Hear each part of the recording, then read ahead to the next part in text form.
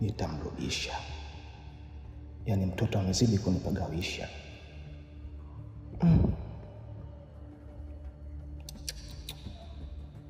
Tangu amalize shule ndio kabadilika vile.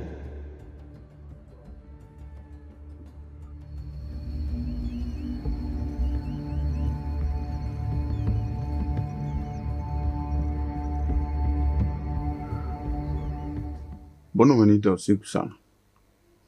Kuna shida? Hamna, kuna kitu nataka niongee nawe Chaga. Kitu gani?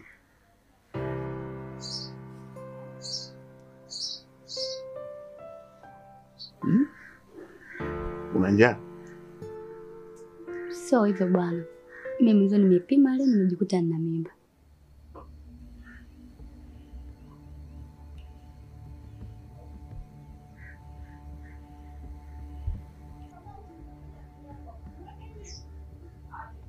Mbona hivyo hujafurahia? Na uangalia vizuri nijue furaha yako iko wapi. Kusema kweli Chaga, mimi nimefurahi sana. Kwa sababu ndoto yangu ilikuwa ni kubeba mimba. Na sio kubeba mimba tu. Yaani kubeba mimba yako Chaga. Nimefurahi mno. Nimefurahi kwa sababu nimeona ndoto zangu zimetimia kabisa Chaga. Wewe je?